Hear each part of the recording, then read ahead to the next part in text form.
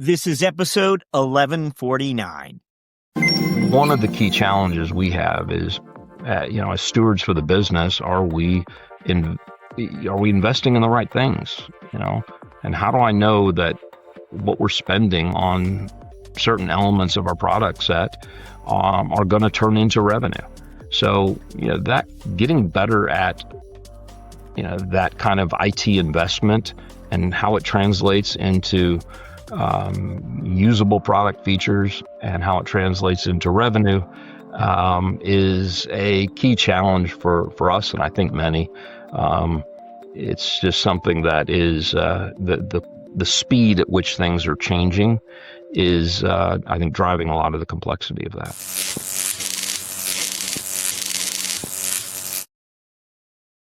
Every so often, a CFO joins us whose career forces you to rethink what the role actually is and what it's becoming.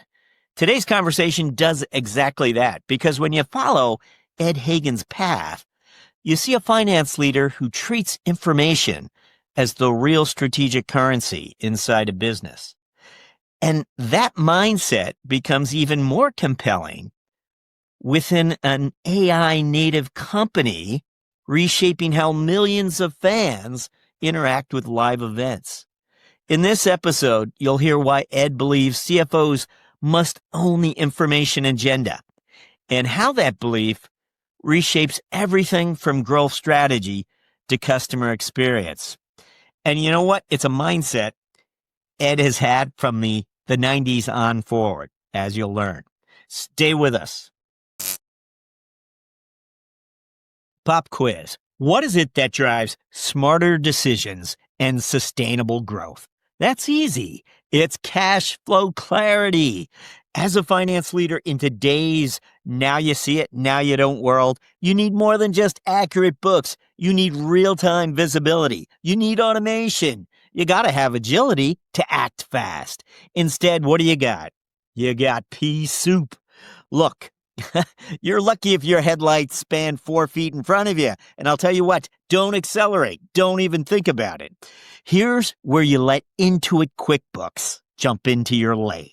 QuickBooks has powerful money management tools built right into their platform that sync payments, bills, and funding all in one place, offering real-time visibility. Your high beams are turned on and your business cash flows are exposed, allowing you to put your business in high gear without putting its financial health at risk.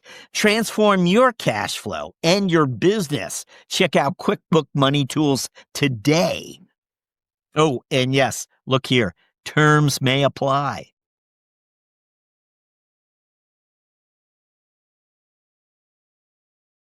Hello, CFO Ed Hagan is with us. Ed's career spans an impressive arc from KPMG, where he was roughly about 14 years, on to Bearing Point, almost 7 years, a little more than 7 years, where he led global information management and major finance transformations. Today, he blends those consulting, operating, as well as some investment experience he gained along the way as CFO and COO of Satisfi Labs, helping guide an AI native company through rapid growth and shifting customer expectations. Ed, welcome. Glad to be here, Jack. Yeah, that's great. That's great. I have transitioned to just from a clarity standpoint. I have transitioned just to the CFO role. We've got somebody else in who's now the COO. Oh. As we've scaled up the business, it made sense to now segregate the roles a bit. So, but that is one little clarification. See that? You're only in the role 30 days, and we nab you all about now. Hey, but take us. You really do have an interesting background. Ed, can you go back in time for us?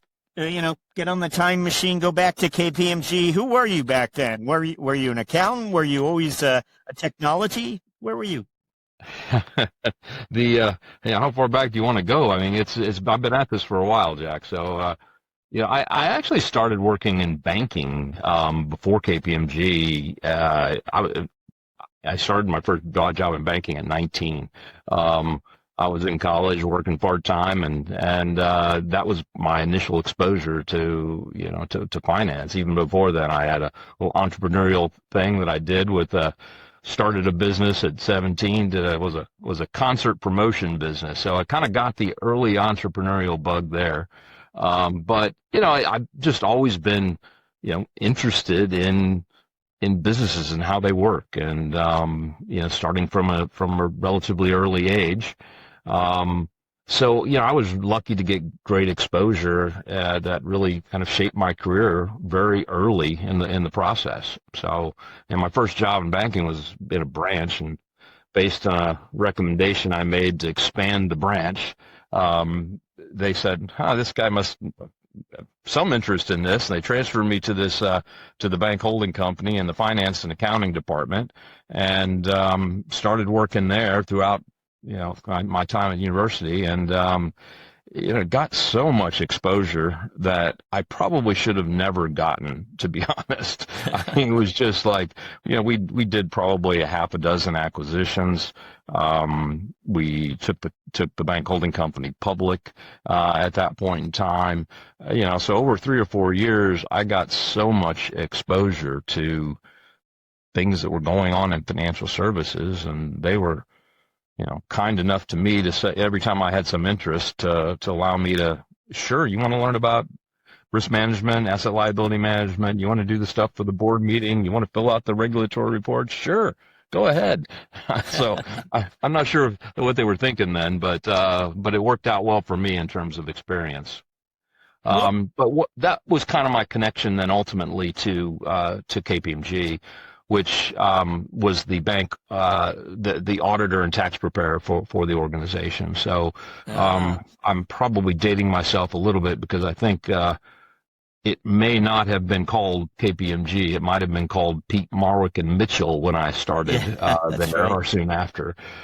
Changed the name to KPMG. But I was there for I think of my time at Bearing Point, which was the second part that I think you mentioned in the introduction, as really an extension of that, because it was the same people. We just kind of spun off into a different group at that point in time. But I was there for 20 years, 10 of those years as a partner there. And again, it was a learning experience from basically every day there. I mean, I think it's one of the advantages of those kind of organizations, similar to what I had in that smaller bank. You wanted to take on something, you wanted to learn something. One, the opportunity was usually there for you to do it, and two, a lot of smart people. So you wanted to learn something, there's somebody in the organization that knew about it, right? So you could always, get on the phone with somebody and figure out what was going on. So it was a great experience from my standpoint. So someone like yourself, who was sort of there at the moment they split off these organizations, and again, I believe Arthur Levitt was the SEC chairman at the time. I forget what triggered the piece of legislation. Broke it off. They separated the audit from the consulting business to oversimplify. You joined the consulting portion of the business, the Bearing Point. Was there risk attached to that? Was it what you wanted? Yeah, it was probably, I think when we split, I was a new 1 year, 2 years into being a partner there. The split decision was above my pay grade, let's call it that. But I think it was generally seen as a positive thing. All the organizations were going through a similar kind of change, and part of the challenge was that the consulting businesses were growing at that time much faster than the traditional legacy audit and tax businesses, and were in many cases and all the firms at that point were about to eclipse the size of the other part of the business. And I think politically, organizationally, and perhaps regulatory basis, that became a scenario that folks on the audit and tax side and maybe the SEC and others didn't really want either. So so we headed down that path, and I was working in the consulting group at that point in time, so it was kind of I'm not sure there was a choice, to be fair. You folks over here are going to go this way. It was sold as a positive thing. I think in general, everyone felt like it was going to be a very positive thing. And that, we all had opportunities then to control our own destiny a little bit better and do things that were a little more challenging in the other structure. We moved to more of a corporate structure than a partnership structure. Allowed some different kind of funding. We were looking at getting into different kinds of services that required more capital investments than just this advisory kind of work. So it was a time that the whole market was changing. So seems like ages ago now, Jack, though. Yeah, and Bearing Point you take it public. I forget what the year was, that right? And you're in the UK office eventually too, or right? You arrived there. So we had, the business was such that we we took the business public in the U.S., spun off the consulting, and then acquired a number of the businesses globally. Right. And I was in financial services. The financial services, or the consulting business in the UK, ended up going to Atos Origin at the time, and we didn't really have much there, so it was hard to be a global financial services advisory firm and not have something in London. So I don't know if I volunteered or didn't remember to step back when they called the name or not, but I ended up there for 5 or plus years, and we started there with probably a handful of people, 3 or 4 people in the practice there, and we grew that to a couple of hundred people in terms of the UK consulting business. The last thing that was needed at the time was another consultant in London, I will tell you, but we did our best to jump in there and do some good work. All total, about 21 years between KPMG and Bearing Point. Is that right? Yeah. And since then, you've had multiple other lives, professional lives. Mm-hmm. Why don't we find you in the CFO role sooner? Or, even it seems to me like this would have been an obvious for a headhunter to, or maybe they were dialing you with stuff and you said you passed on it. Why? Why didn't you? Yeah, well, I wanted to make I got a lot of interest from other consulting, and honestly, after 21 years, I was kind of ready to move on from consulting. I loved it. It was a great thing, but it also takes its toll. So I was ready to do something different. I jumped into another business that was kind of a private equity / family office kind of situation. Was involved with a lot of deals. That was smaller, but it got me back into some of the transaction things that I'd done when I was at the small bank in St. Louis at the very beginning of my career. So I really enjoyed that kind of work. It was good to get back to some of that again. And then I really, instead of going and taking a more traditional CFO kind of path, the consultant in me is hard to die out, I guess, but I ended up doing a lot of kind of fractional CFO kind of work in different companies and doing CFO advisory kind of work. Started a business that did outsourcing for really growth companies, and got the opportunity again to work with a number of companies at different stages that didn't have someone internally. Is often closely held, founder driven. That didn't have somebody internally to kind of take a more leadership role on finance kind of activities. So, and then I got connected with Satisfi, became one of my clients, and really enjoyed the team there. They had a situation where they had lost some leadership. They were trying to do a Series A. It was an easy time for me to step in there and take a position in the company, and both financially and from a work standpoint, and help them grow. And it was a nice change for me as well. I had spent a lot of my career doing both the finance side of things as well as the technology, and that was a big part of my career, going back and forth at KPMG and Bearing Point.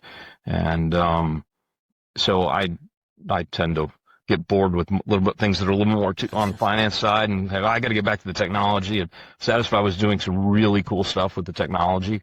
In fact, I spent most of my time at KPMG was in what we called our world-class finance group, and it was I ran various parts of that in the U.S. and in the U.K., across Europe as well. It was a great experience to let me do both the finance operational things, the post-merger integration kind of things, as well as the financial system side of things. So it KPMG allowed me to develop both of those skill sets. And it's hard to be just on one side of that for me. I like where I can get my hands dirty with the technology as well. But it was a great experience. They let me travel the world and do projects, and I think it was 25 plus countries. We did work in the largest banks and capital markets organizations, insurance organizations across the world. So I have nothing but good things to say for my training there. Well, that's a nice overview for us. We are going to have a few more career-related questions. I'll probably toss your way towards the end of the podcast. But you've intrigued us about Satisfi Labs, this company that was a client at first. But tell us, what is Satisfi Labs? What's the opportunity here? What's the offering? Yeah, from a business standpoint, this isn't an area that the technology is changing very, very quickly. But Satisfi Labs is an agentic platform for live experiences across sports, entertainment, tourism, anything where you're going to an event or experiencing that event in a specific time. We help companies to deliver specialized agents that really help a fan, a guest, with their experience in planning, in deciding what to engage with, what to buy, whether that's a ticket in commerce or a ticket in a chat kind of experience.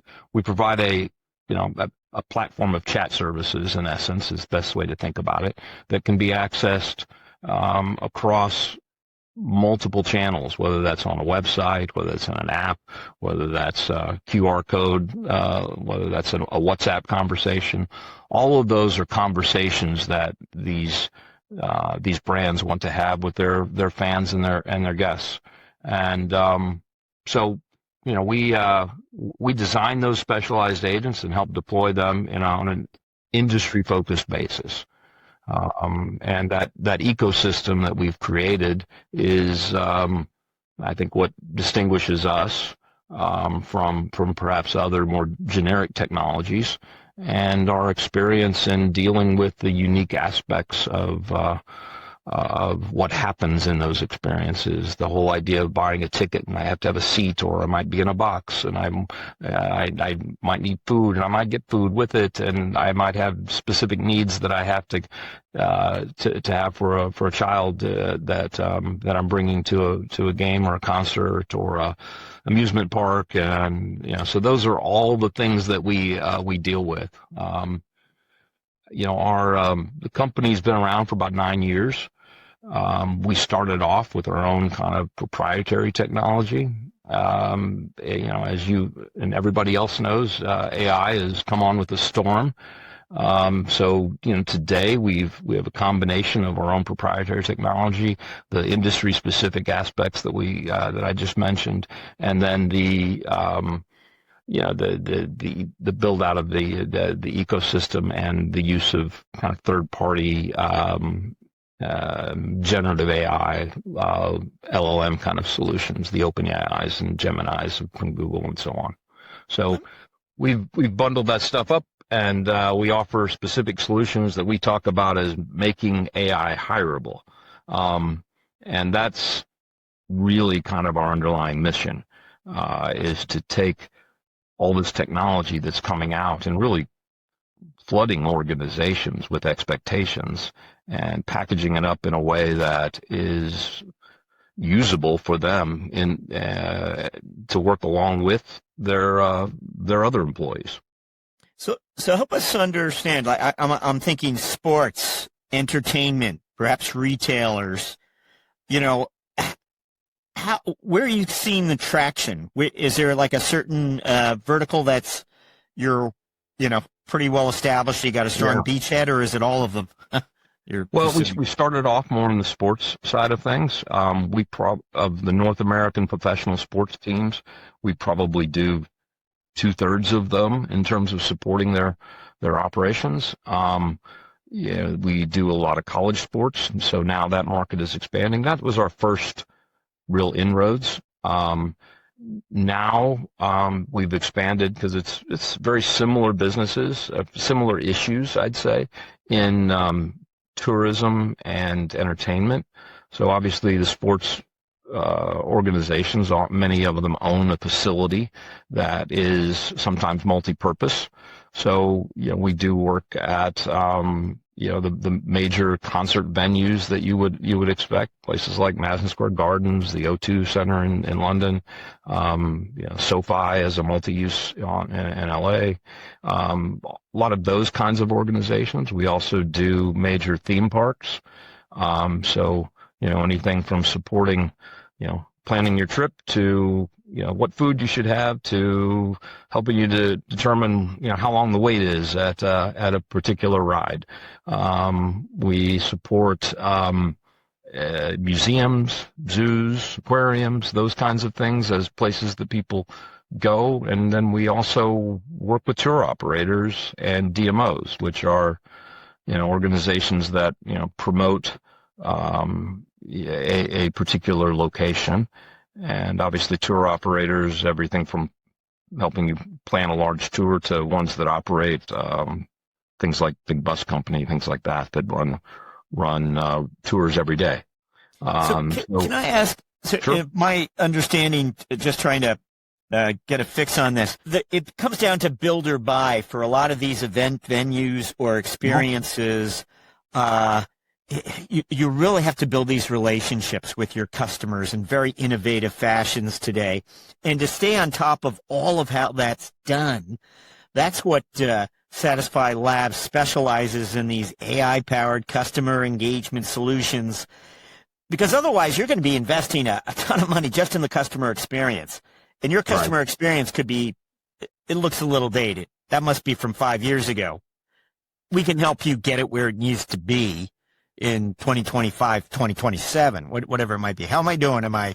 Yeah, no, I think you're spot on. And, I think one of the other challenges that when generative AI first came out, remember a lot of these are very influential brands, and there's a lot of protection around these major brands. They don't want something that's going to hallucinate and make up things that could send a fan or guest in the wrong direction or offend someone and so on. So, and there are unique aspects to elements of their business that don't exist in other places. So, that's what we do. We tailor it to those situations. We provide tools that help them do that. In many cases, we provide a complete turnkey kind of solution for it. In other cases, people want to, customize things, but for the most part, we provide an end-to-end solution that can be plugged in, and it's a lot harder to build those build yourself kind of view than I think most people find out that they head down that path and they experiment with things. There's things they can do, but these customer-facing applications, these customer-facing interfaces, there's a very high standard, and you can't mess up. Could you help us better understand one of the realms I know you folks specialize in is the intelligent answer space? Do I have this correct? The answers to all kinds of questions that a fan might have in attending. So it's the fans who come to you folks and they just want to really understand if it's a music venue or whatever. They want to understand information about that, and the brands that supply those, whether those are the talent or the venue or the team and so on. There's a lot of information that isn't just on a website that people have. There's a level of detail that we go into, and a set of actions that we help facilitate, so that you can have a complete experience. For example, buying a ticket as part of a chat experience and getting that sent to you, and so that you're not just, oh yeah, here you want a ticket, okay, here we're sending you to a web page, goodbye. It's more of a complete experience. And then there's a level of detail that just isn't in on a website, very specific. I'm in section 101. How do I get to? And, oh, gotcha. Yeah. And I'm looking for, gluten-free food specific to this in where I am at that venue. There's not necessarily a web page that says, here's the gluten-free food, right? No, there's a level of detail, parking, all of the things that are at that next level of detail, that if you are engaging with a venue, a team, a game, whatever however you're looking at it, you have a level, you ask natural questions, and you quickly get to a level of detail that's not just, somewhere on a web page. So tell us something about the metrics that matter to you in this space. What are the numbers that you're looking at regularly to make sure the business is performing the way you want it to? Yeah, I think, I guess there's a couple of levels to that. We are a venture-backed growth stage company, so you have all of those metrics that go along with this in terms of growing the business. Where we're really at that stage, I think, where there's always a little bit of validation, but I think we're well past the product market fit stage of things, and we're into the growth stage. We're issues now, how do we build a scalable business? I talk about that with our team as predictable, profitable growth, right? That is, to me, the thing from a CFO perspective is that I'm trying to get to. How do I get this business? I mean, growth is highly valued from the standpoint of the valuation of the company. We need to be able to do that, but we can't grow at any cost, and it can't just be a black box of growth. We need to be able to demonstrate that we can continue and scale the business, and that we're doing the right things to attract customers and convert them into, attract prospects and convert them into customers and so on, and retain them and so on. So that kind of element is pretty traditional with a SaaS business, which is what we in essence are. But in terms of our, the core element of our product, we also look to things there, right? In terms of understanding the nature of the conversations that we're having.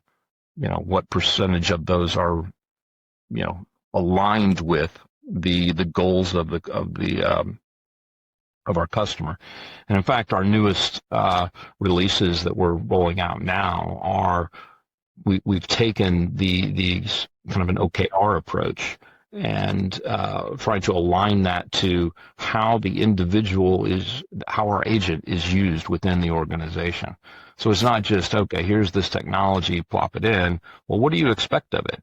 What are the key results that we expect of this? And then we now measure that for our agents so that you can look at that as any other employee. Right? It's what I talked about, making AI hireable. Well, if you can't manage the AI, how are they hireable, right? So, and they need to operate alongside other employees in many cases as well. So that kind of financial metric tied to the performance of the agent is really one of the key things that we're focused on in our product, growing the number of conversations, determining which ones are revenue producing, reaching certain customer segments on behalf of our customers, obviously answering questions correctly, giving a good experience to the end user. All of those are metrics that we then track as the performance of our agents. So for the finance function itself, how do you envision AI improving finance, whether it's forecasting, resource allocation, operational visibility? Yeah, I don't know that there's a place where it doesn't touch. And some of it I think we're doing consciously to bring in. Other things are just getting embedded in the applications that we use as a new technology. I sometimes worry internally, even beyond finance, that we're, as an kind of an AI-centric company, we're very focused on from our product standpoint, that we don't end up in the, what's the old saying, that the cobbler's children have no shoes, right?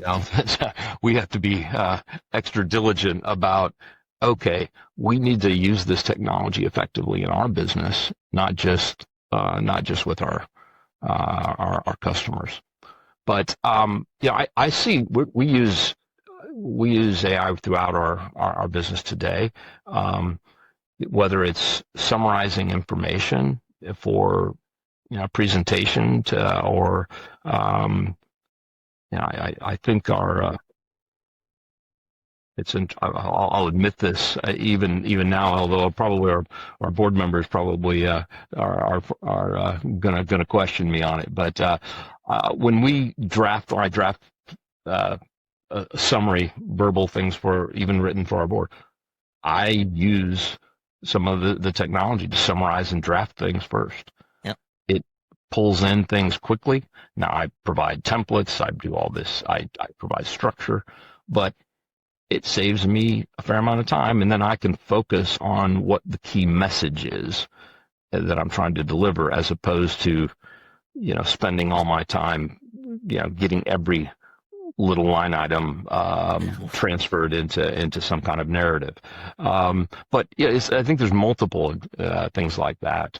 We use it we did a couple acquisitions over the last couple of years, and the smaller acquisitions, but they still have tons of contracts and things that you got to do. So having summarized customer contracts as part of an acquisition, identify certain things, that's a great use. We use it in evaluating legal documents as part of our normal contracting process.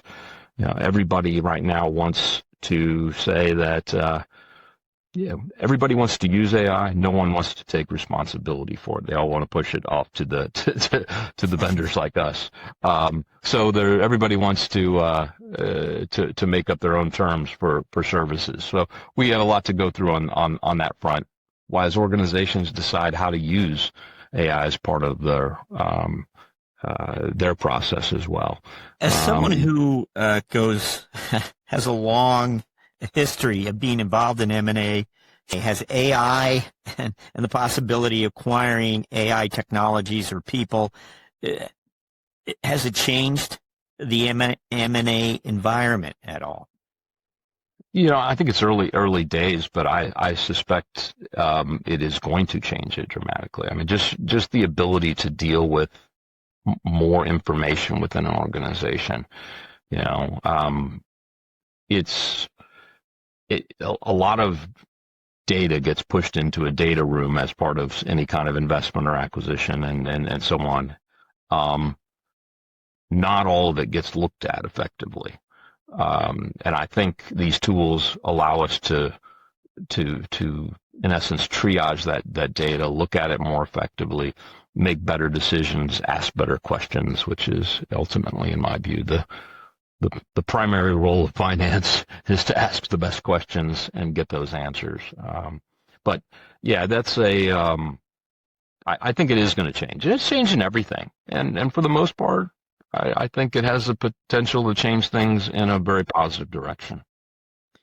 You are quite familiar with technology investments over time and the ROI that's required to convince finance leaders to adopt certain technologies.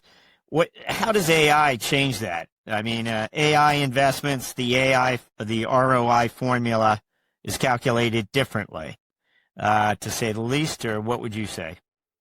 Well, I mean, it's embedded in. It depends on where you're at in the stack, so to speak. If you look at how AI isn't something that's a standalone for many people. It's something that's embedded in the applications that they use. So it's just like any other technology feature. How do I use this set of features to, enhance my business process to get more information? And now there's some things that are unique about it, but it's also, I don't think it's that big of a difference in decision making as to whether we may invest in this or not. The opportunities of where we can apply it are broader. The things that we can do. There are a lot of things about AI that I really like. That's not necessarily just it isn't that clever. It may give me a great answer. I like the fact that that you can have it help you track data, right? So if you think about some of the agentic things, not only is it doing the work, but it's actually tracking what it's doing and giving you richer data on a process. So, the flexibility to apply it to different processes, the things that we perhaps said, this would be nice to have, but if my only choice is an employee doing that, a person doing that in a manual way that I pay, X tens of thousands of dollars to every year, it doesn't make any sense. But if I can build something that can do this a whole lot more efficiently, 24/7, and give me this new data to make better decisions with, ask better questions about, then it just opens up a whole new set of things that perhaps wouldn't have ever been done before, but can be done with the technology. Great insight there for us. Thank you. We are up to what we like to refer to as our finance strategic moment. And again, this might have happened any time during your career. It might have happened during your KPMG days. It might have happened last week. But it's a moment of insight that you experienced that led you to take inspired action, we like to say.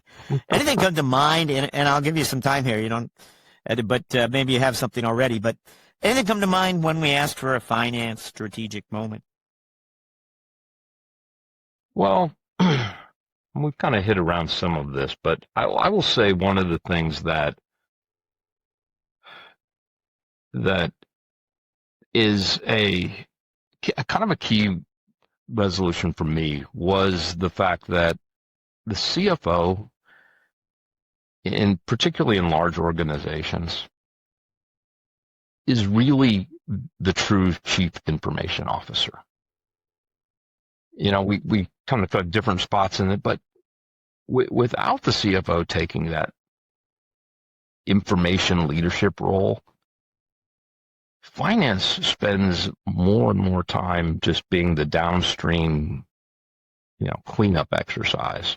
So for me, that moment, I don't know if there's a moment that came, but it was in kind of the middle of my my time in my consulting time, where I came to the conclusion that I can't just be interested in to do finance. I have to solve the information problem, because most of the problems we have are because of bad data, poor data, unavailable data, inconsistent data, untimely data, whatever, and so I, really kind of reoriented my career towards this mix of finance and technology.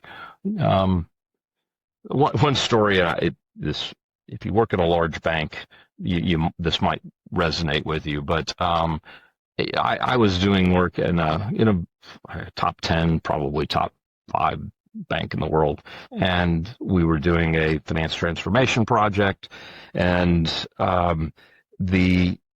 it's kind of combination of systems and process and all the organizational elements as well.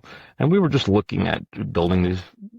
What are the data requirements for information reporting needs?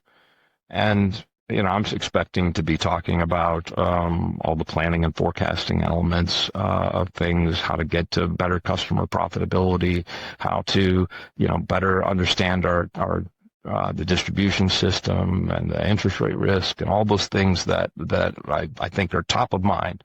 And the first thing I get from a guy who's running the senior person in a big bank, listen, I need something to control my intercompany transactions. I'm like, what? I said, yeah, it just takes so much time. I've got all these reconciliation issues. And I said, well, okay, how many transactions are there? I'm sure we can spin something up. Got a bunch of technology folks over here going to spin something up that solve your reporting problem. And he goes, well, it's about 15 million intercompany transactions. And I go, well, what period of time is that? Is that like 5 years worth? Oh no, that's last month's worth. And I it's one of those stories that just sticks with me, is that these large organizations with, hundreds of entities and, multiple financial systems, the complexity is kind of off the charts. And the finance organizations can get sucked into the issue of dealing with all of that, and not dealing with not putting the right weight on all the other things that I mentioned earlier. Yeah. So that's my one little quick story of complexity and just driving. Now, was that experience from the mid I don't want to mid 90s or even earlier? Oh no, that was probably in the I guess it was still early 2000s kind of thing. So okay, that was still there. Why is it so? It's still relevant today. Why? Help us. Well, I don't think we've necessarily solved a lot of those problems. I think that the new technologies have made it possible, but many big organizations are still dealing with these large data problems, and they become consuming. They consume the resource, they consume the what an organization does. I mean, I think one of the kind of another lesson I've kind of learned from this that's similar, is the difference between what I'll say is difference between motion and progress, right? I mean, finance falls into this trap all the time, I believe. They are trapped by motion. They are, we end up in a spot where we're just going from month-end close to month-end close to board meeting to audit to management report packages to budget and forecasting season and it's okay. And it consumes a huge amount of effort. And we used to talk about things being transaction kind of oriented, and moving from transaction processing to more kind of business advisory components and more value added reporting and things of that nature. And that's like one step, but there's still a lot of just process, the hamster wheel running in your financial planning and your FP&A kind of process. And there's just not enough time for, in many cases, how do I take this in? How do I ask better questions about the business? And I think AI presents a great opportunity to change that shift, both in managing the data as well as being a, kind of co-advisor to help you get to the right value added components. You are, did you tell us at the beginning, near the beginning, that you were moving sort of from the COO role into the CFO role then, full-time? When I first started with Satisfi 4 years ago, I came in and did both roles, and have transitioned that to actually a person that was on my team as the COO, and I just kept the CFO kind of role as we've scaled up the business. When we first started, since when I started 4 years ago, we've more than tripled the size of the business. So, we've scaled up enough where it made sense to kind of segregate those two roles. So illustrate for us, perhaps, where are you going to be able to spend more of your time now, I imagine, but where are you going to spend your time differently? Yeah, I think it is, how do we enhance the growth, the profitable growth that I was talking about? As you point out, as the company grows, there are, additional capital needs that need to be focused on, additional investors. You're always if you're in a venture funded kind of organization, there's always, interest in potential acquisitions of the company, all those kinds of things take place. So those tend to, that kind of corporate development aspects tend to take a bigger chunk of my time as well, which I enjoy and like doing that kind of work. So it's good. And we also, part of what I enjoy as just a leader is also creating opportunities for others. And this particular situation worked out great. Somebody who worked on my team was able to step into a new leadership role. John's excellent, and he's doing a great job with helping to grow our business. So, everybody has a role to play, and we need to create a successful team. As I said, predictable, profitable growth is kind of my mantra. So how do we get there? Before we go, Ed, we always like to ask our guests to reflect a little on the personal side. Is there something most of your colleagues might not know about you? We covered a lot of ground, but not every corner. It might have been an interest you have. It might have been something you pursued in the past. Don't know. I think over the course of career, many of my colleagues back in the KPMG days would probably didn't see this side of me, but family is extremely important to me, and I have two sons that I'm extremely proud of, and they're grown men at this point in time, but that gives me tremendous joy. I have a wonderful wife who's been a great partner. She's actually a CFO of an advertising agency as well. So that for the most another part, CFO couple. Yeah, we've had a few of these on the. Okay, that works out. Most of the time, that common understanding is good. Sometimes not, though. So, well, feel free to pass along our invitation to come on the podcast. Right, but yeah, that's and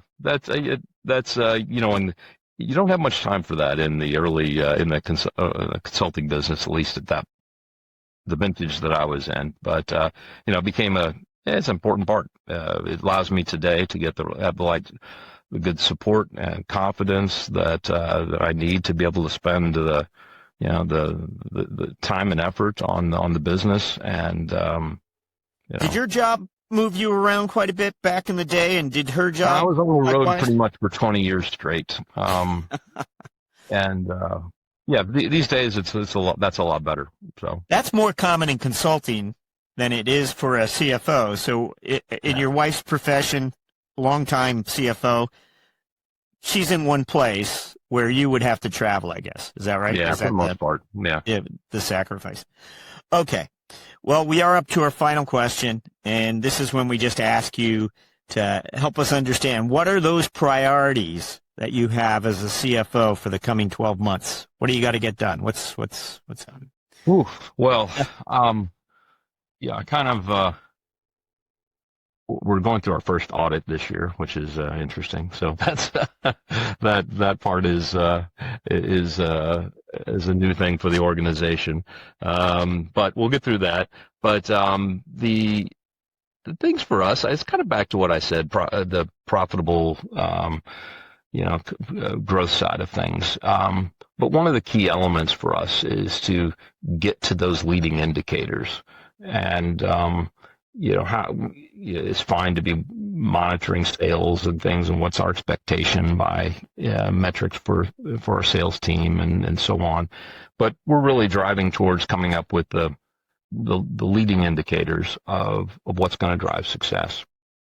The other thing that for us that is I think it's an ongoing challenge for a lot of organizations, but the technology that we deploy in our products is changing very fast, and you can have major shifts in the aspect every 3 months.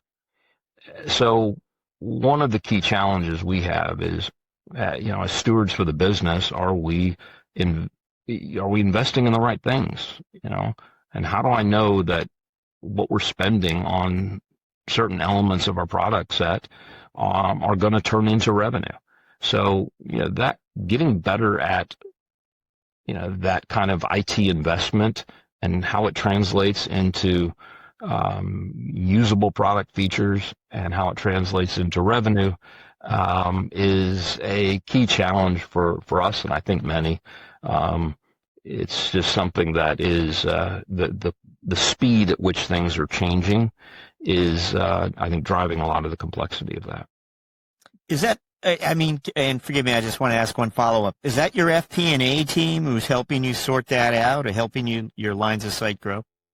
Yeah, well, I mean, yes, but it's also, I mean, there's a financial accounting element of this as well, which is, where are we investing and what can we capitalize, how we treat certain things, how does that then translate into, revenue projections as well. So, it kind of involves all elements of the business.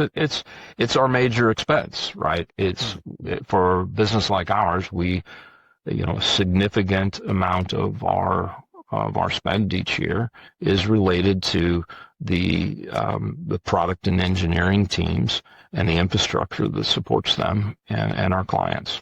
So it's like, how are you doling out the investment dollars there, and not just the incremental, but the business as usual dollars. How are we using people effectively? Because they're the path. What they do is the path to generating our future revenue. Ed Hagan, thank you for joining us on CFO Thought Leader. Pleasure to be here. Thanks, Jack.